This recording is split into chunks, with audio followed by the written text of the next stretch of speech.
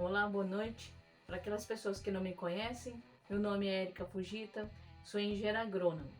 Atualmente eu presto assistência técnica para pequenos e médios agricultores que trabalham no cultivo de frutas ou hortaliças. Nesse momento eu vou tratar sobre uma cultura que é muito importante agora no verão, inclusive também para algumas pessoas que têm certas dietas que precisam de uma boa hidratação. E a fruta que eu vou falar é um queridinho do Brasil, do brasileiro, aliás, que é muito apreciado, especificamente no verão, para poder dar aquela hidratada, aquela energia e continuar a curtir. Que nada mais é o coco. O coco híbrido, ele é mais precoce. Ele vai levar no máximo até 3 anos, 3 anos e meio para começar você ter frutos para colheita. Infelizmente, nas 3 culturas, o espaçamento entre as plantas não vão mudar muito. Já do anão pro híbrido, você pode reduzir para 7, 8 metros entre planta, que não vai interferir, tá bom? Então esses são os pontos. Então, o que vocês precisam verificar é o seguinte, por exemplo, não é porque é coco que ali em cima e derrubar aquele cacho cheio de fruto de qualquer maneira. Por quê? Porque, quer queira ou não, por exemplo, se for destinado para água, se você danificar aquela parte externa da fruta, você vai diminuir a vida de prateleira daquele produto que sai lá do Nordeste para ser distribuído aqui no Sul e Sudeste. Quanto mais íntegro você deixar aquela parte verde do coco, melhor para você poder suportar transporte em longa distância. Principalmente porque ele desidrata. Então, se eu tiver feridas naquela parte da casca, vou acelerar a desidratação desse coco e aí ele vai perder o peso e até mesmo a água do seu interior. Entendeu? Então tem que tomar muito cuidado no momento que você colher. Lá no Nordeste, os lugares com maior equipamentos e tecnificação, né, utilizam roldanas na qual o colhedor que sobe, ele já vai amarrar a ponta lá do cacho que ele vai cortar com corda, ele corta, então aquele cacho não vai despencar no chão, ele vai ser através da roldana, vai soltando a corda pouco a pouco até chegar no chão sem bater, tá? Sem estar dando aquela batida. Não sei se vocês observaram, os cocos, 90% do coco que a gente encontra no mercado hoje, vamos colocar aí, aumentar, 98% vem do Nordeste. E se vocês perceberem, o coco com a pele mais verde, que não tem tanta ferida, ela vai durar mais. E é aquele que acaba tendo mais ferida, dura um pouco menos, a água acaba diminuindo um pouco mais e ainda corre o risco de ficar rançoso a água. Então tem que tomar muito cuidado no transporte. Outro ponto que é muito importante, preparo do solo tem que ser muito bem baseado nas análises. Vocês têm que ter uma boa adubação. Então, por exemplo, se um fruto produz aí durante o ano 300, 200 frutos no ano, você tem que dar comida. O acompanhamento técnico e agronômico é constante.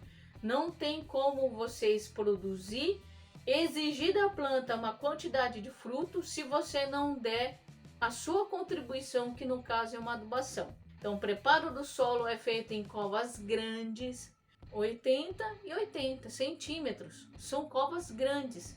Então, tem que se utilizar muito esterco, tem que ter fósforo, tá? Esterco, matéria orgânica, fósforo.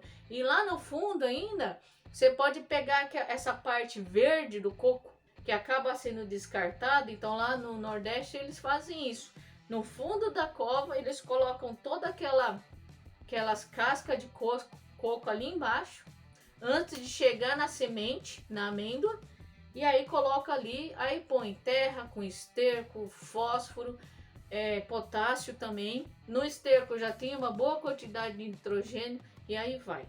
Então, a base alimentar A base que vai fazer a sustentação dessa planta, que é pelo menos no mínimo 20 anos, tem que ser bem feita. A manutenção de adubação não é diferente, porque se eu só dou na base do plantio e não der mais nada, vocês podem desistir, que o seu coqueiro não vai te dar produção, porque precisa de ter adubação periódica, pelo menos 4 meses, e continuar irrigando, adubando, fazendo todo o manejo necessário para manter ela saudável, sem dizer que eu tenho que tomar cuidado com pragas e doenças. Então isso tudo a gente tem que tomar cuidado.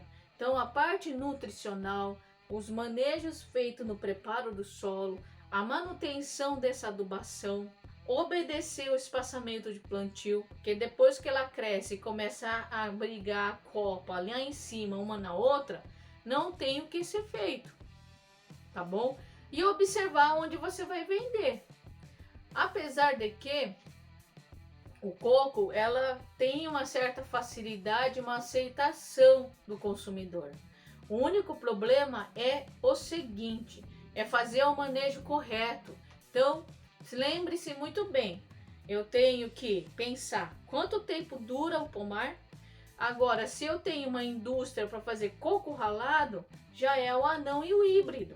E o anão e o híbrido para você fazer o coco ralado ou leite de coco, como algumas pessoas falam. Então tem que saber qual é o destino da sua fruta.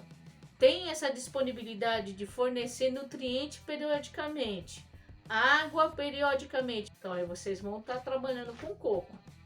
E sem dizer que o coco é uma cultura que quando atingir uma altura a mais de em torno de uns 2, 3 metros, vocês podem ter alguma coisa ali no chão plantado, só que vocês têm que tomar cuidado para não competir com a cultura, certo? Muitas pessoas sempre me perguntam, Érica, o meu pomar eu acabei de plantar, é o espaçamento aí 8 por 8. Eu sei que lá na frente, daqui a alguns anos, ele vai estar, a minha cultura vai estar grande. O que eu posso estar utilizando? Nesse momento que as mudas são baixinhas, em torno de 1 metro, né? Vamos supor que seja todas 1 metro, você pode dar um distanciamento antes de estar próximo da linha de plantio, um pouco maior, e plantar no meio. Claro que daí nesse meio vocês vão ter que fazer adubação para a cultura e tudo mais. No máximo anual. Então pode ser uma mandioca. Tem alguns lugares que eu já vi que colocam hortaliças, grãos e assim por diante.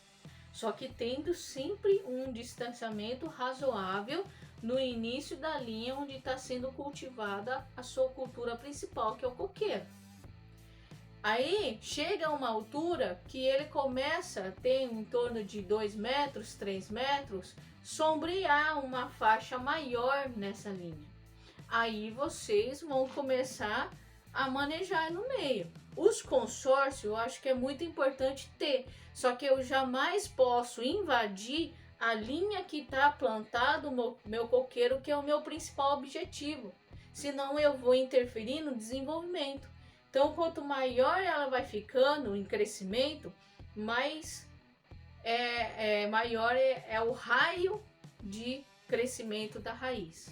Isso vai interferir no que vocês vão plantar.